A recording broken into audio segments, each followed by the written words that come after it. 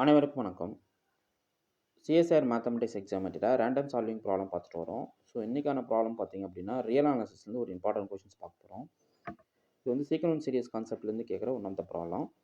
So problem என்னத்தை பார்த்துடலாம். Consider series summation n from 1 to infinity an where an equal to -1 whole power n plus 1 into square root of n plus 1 minus square root of n. Then which of the following statement is true? The series is divergent. The series is convergent. The series converges conditionally. The series converges absolutely. So absolute கன்வர்ஜென்ஸா, conditionally கன்வர்ஜென்ட்டா, convergence சீரியஸா, டைவர்ஜென்ஸான்னு சொல்லி கேட்குறாங்க. So இது எப்படி நம்ம solve பண்ணலாம் அப்படின்றத பாருங்கள். ஸோ கிவன் சீக்வன்ஸ் பார்த்தீங்கன்னா -1 whole power n plus 1 into square root of n plus 1 minus square root of n.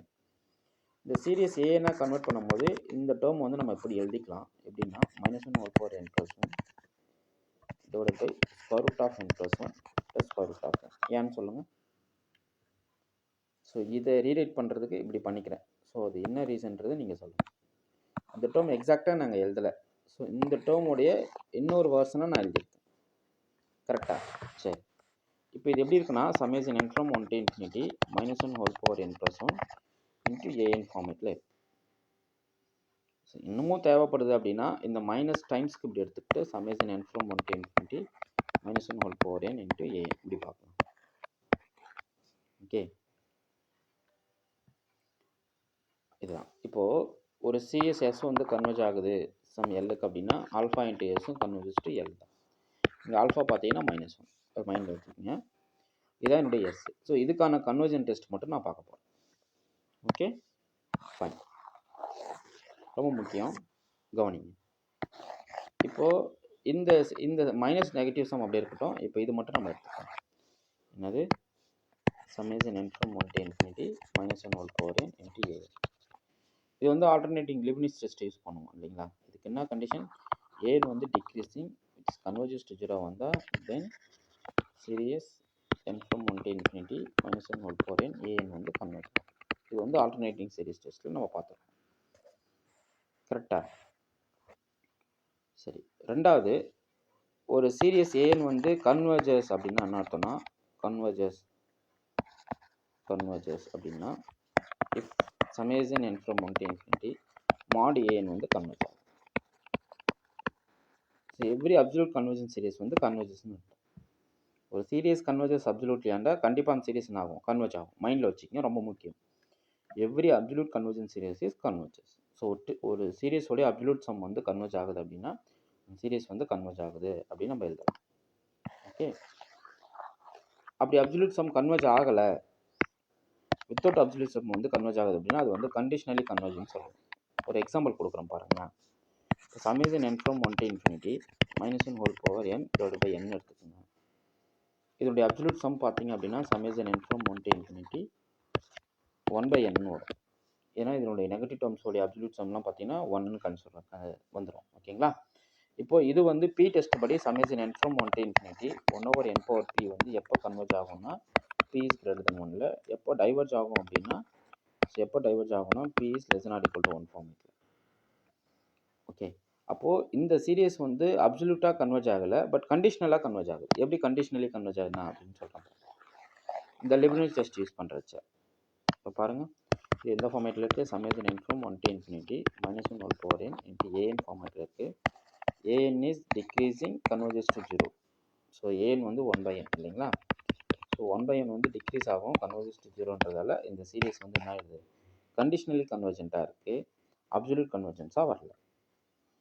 Okay, இன்னொரு விஷயம், எவ்ரி அப்சல்யூட் கன்வர்ஜன் சீரியஸ் வந்து கன்வெர்ஜ் ஆகும். ஒரு சீரியஸ் வந்து கண்டிஷனலி கன்வர்ஜென்ட்டாக இருக்குது அப்படின்னா அதனால் அது கன்வர்ஜன் சீரியஸை நம்மளால் சொல்ல முடியாது. மைண்டில் வச்சுக்கோங்க.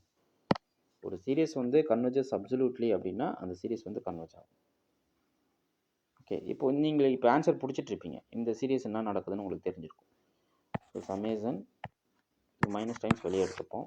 -1 whole power n into 1/√n plus 1 plus √n.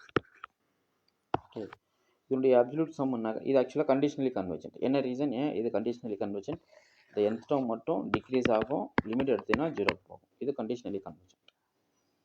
இது அப்சல்யூட் சம் என்ன நடக்கும்னு பாருங்கள். இதனுடைய அப்சல்யூட் சம் என்ன நடக்கும், so just absolute sum check பண்ணிப்போம். ஸோ இதனுடைய அப்சல்யூட் டேர்ம்ஸை பார்த்தீங்க அப்படின்னா சமேசன் 1/√n+1 + √n வரும். இது கன்வர்ஜ் ஆகுமா அப்படின்னு செக் பண்ணுறோம். இது இந்த சீரிஸ் வந்து டைவர்ஜ் ஆகும். ஏன்னா by comparison test. So just bn = 1/√n எடுங்க. ஸோ ஏன்னு வந்து இது சூஸ் பண்ணிக்கிங்க. இப்போதைக்கு அந்த டெஸ்ட் படி நம்ம பார்க்க போகிறோம். கம்பேரிசன் டெஸ்ட் என்ன? ஏன்னா நான் நெகட்டிவ். இது எல்லாமே நான் நெகட்டிவ் டெஸ்ட்டுக்கு தான் நம்ம யூஸ் பண்ணுவோம். ஸோ பிஎன்னு உங்களுக்கு வந்து ஒரு non negative series of real number sequence of real number எடுத்துக்கிறீங்க.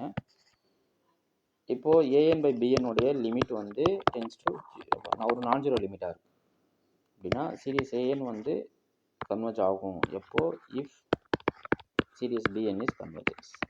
அதே போல் சீரிஸ் an வந்து டைவர்ஜ் ஆகும் எப்போன்னா if series bn is diverges. So இதுதான் ரிசல்ட். இது லிமிட் கம்பேரிசன் டெஸ்ட்னு சொல்லுவாங்க. ஓகே. ஸோ இப்போ நான் என்ன பண்ண போகிறேன் அப்படின்னா இந்த அப்சல்யூட் கன்வர்ஜன்ஸ் கிடையாது அப்படின்றத நம்ம ப்ரூவ் பண்ண போகிறோம். ஸோ அப்சல்யூட் சீரிஸோட டேர்ம் நமக்கு எப்படி கிடைச்சது? nth term summation n from 1 to infinity 1/√n+1 + √n. இதுதான் கிடைச்சது. இதான் உங்களுடைய an.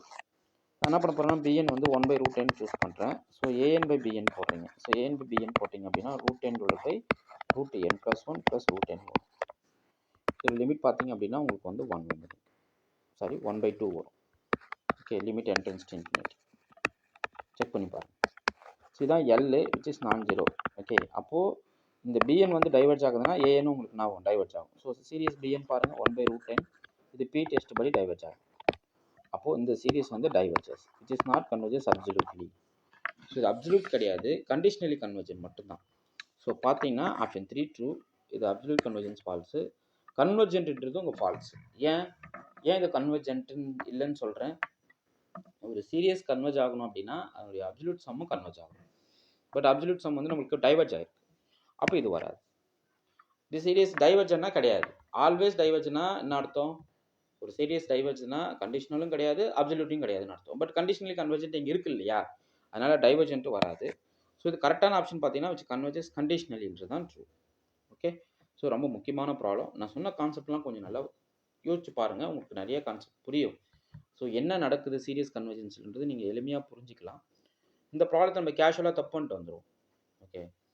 ஸோ அப்சல்யூட் சீரியஸ்னா என்ன, கண்டிஷனலி சீரியஸ்னா என்ன, அப்சல்யூட் கன்வர்ஜென்ஸ்னா என்ன, கண்டிஷனலி கன்வர்ஜென்ஸ்னா என்ன, ஒரு சீரிஸ் எப்போ கன்வர்ஜ் ஆகும் அப்படின்ற கான்செப்டை நீங்கள் நல்லா தெளிவாக தெரிஞ்சுக்கிட்டாவே இது போல் நிறைய கொஷின்ஸ் வந்து நீங்கள் சால்வ் பண்ணலாம்.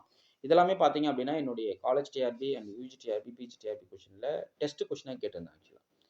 ஸோ நீங்கள் என்னுடைய டெஸ்ட் பேட்சில் ஜாயின் பண்ணிங்கன்னா ஒரு அட்வான்ஸ்ட் மேத்தமெட்டிக்ஸை நீங்கள் கற்றுப்பீங்க. ஸோ அட்வான்ஸ் லெவல் மேத்தமெட்டிக்ஸை கற்றுக்கிட்டு அந்த மேத்தமெட்டிக்ஸை நீங்கள் அப்ளை பண்ணாவே போதுமானது. எந்த ஒரு எக்ஸாமும் அசால்ட்டாக கிளியர் பண்ணிட்டு போயிடலாம்.